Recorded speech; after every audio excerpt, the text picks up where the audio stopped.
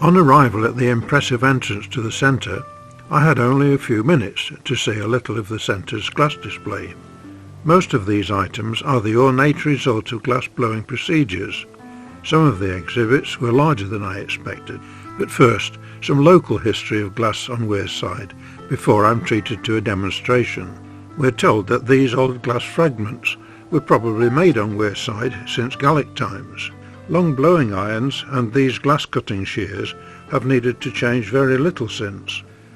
Whilst coal was plentiful here for the furnaces, Hartley Weir and Wood, originally the largest in the country, was forced to close in 1892 because of the foreign imports and strikes.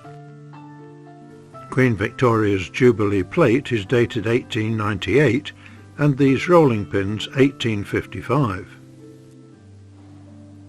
Lamps, valves and ornaments like this wing were all supplied. The noise draws us up towards the furnaces to see the glass being worked.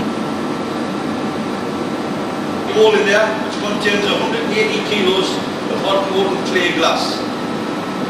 Now, to get any colour into the articles that we make, we apply it in various manners. We've got some colour glass here. This will be part of the stem. So that's the clay glass that's actually in the furnace. It's 1230 degrees in there. Just a gas and air fuel cylinder. Thinking ahead, how we get this off the iron eventually when it's finished. So he's just put a little cut in there just beyond the end of the blown iron.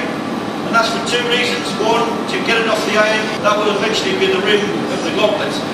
So it's a case of blowing it up, getting the correct size, thickness, and as it cools down you can see it's becoming clear now. Because it's losing the heat rapidly. So the thinner it gets, the quicker it loses the temperature. So you'd see a pattern evolving.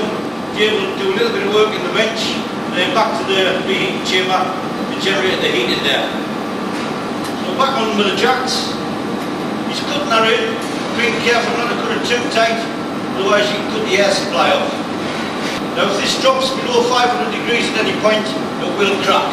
So you're working at a minimum temperature of 500 degrees. So the left hand's turning continuously to keep everything straight and simple. So as soon as Davy's ready, I'll start getting a series of bits with the little solid irons and then start to form a stem and eventually the foot. So as I stop turning this, Dave will grab it for the shears, two little hooks on the end. As soon as he grabs it, I'll stop turning.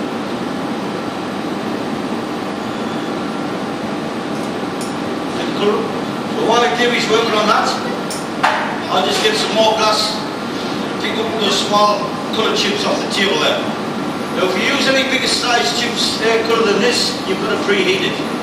Because these are so small, these just stick to the hot glass, and this will form a little decoration in the middle of the stem. Now because we're just picking this randomly, you're never going to repeat this. So Dave's keeping the thin sections warm, just with a torch, till I actually melt this. The overall heat to maintain the minimum temperature. Ready?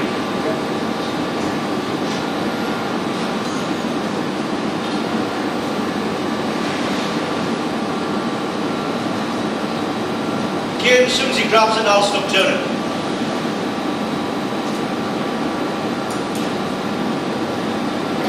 Davy's just keeping it warm, yeah?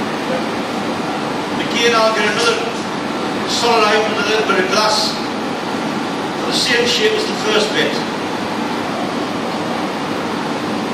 This is called an Napoleon. It's just like a little hourglass.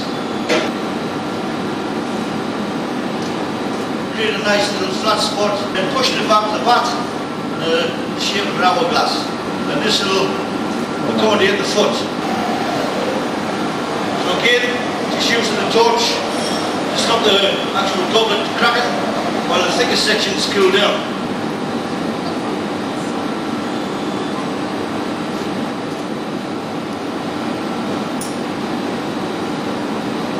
Centralise it first, squeeze it together. Again using the jacks to prise it out, and also the bat, just to make it nice and flat on the base. Now we've done all you can on the blown iron, so we're going to transfer it to another iron, so then you can open the other side, work on the rim. So again, just watching the temperature.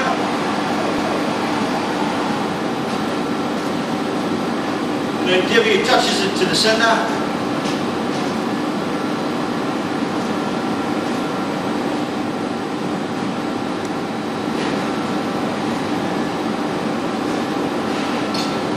Tap and off it goes.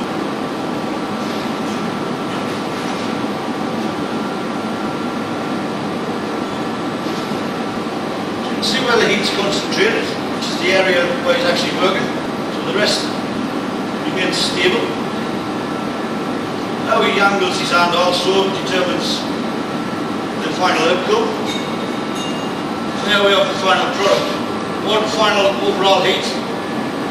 Now if we left this out in the open, this would just crack. So we've got to put it in an oven to cool down gradually. So if you watch this screen here now, how weak this joint is, tap around the joint, the oven is set 510, 10 degrees allows you to open the door, so it doesn't drop below the minimum 500 degrees. That'll stay there for a minimum of 24 hours to cool down gradually. So that is the end of the demonstration. And this is the beautiful goblet that I will enjoy using when I toast your good health. Cheers.